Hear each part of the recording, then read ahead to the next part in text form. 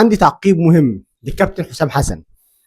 مشكور جدا على الاداء اللي انت عملته، مشكور جدا على الارقام التاريخيه اللي انت بتعملها مع منتخب مصر والصعود المشرف، وانك انت بتفوز في اول مباراه لينا في كاس العالم بشكل عام وبكاس العالم ده بشكل خاص يعني.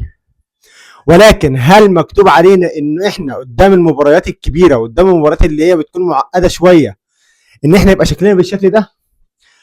عارف انه ده كاس عالم ودي منتخبات كبيره وانت بتقابل منتخبات كبيره وانت لسه في اول تجربه ليك بشكل جديد يعني. ولكن انت بتقابل منتخب اسمه ايران. منتخب ايران ده الناس دي ما بتقعدش مكانها، بتخلص وبتمشي. ارهاق ما بعد ارهاق موجود. الاداء يعني الف ب كوره، انت فايز النهارده، انت النهارده بتسجل في اول 5 دقائق هدف، هتضغط اكتر هتسجل الثاني، هتضغط اكتر هتسجل الثالث.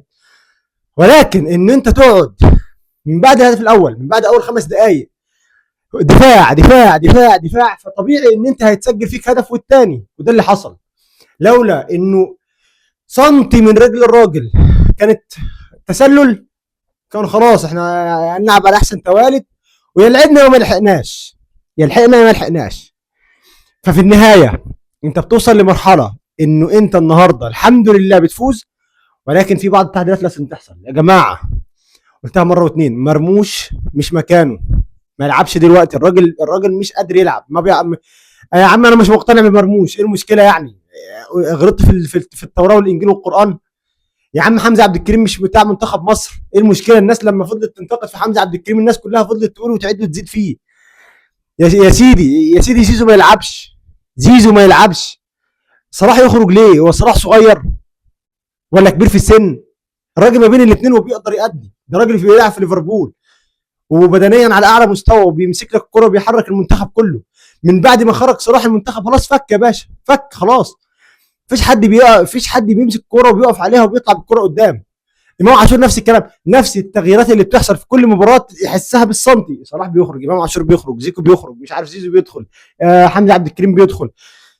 ما ينفعش، والله العظيم ما ينفع. دمنا اتحرق النهارده، بس نقول الحمد لله في النهايه ان احنا صعدنا.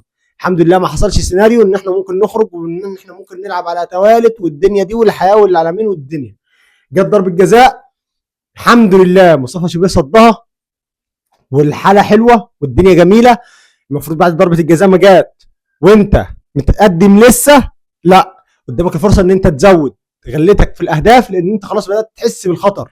لا بالعكس، ده احنا نعمل ايه؟ ده احنا ندافع اكتر ونعمل ضغط دفاعي اكتر ونتراجع اكتر وما نهاجمش وما يبقاش عندنا فرص هجوميه.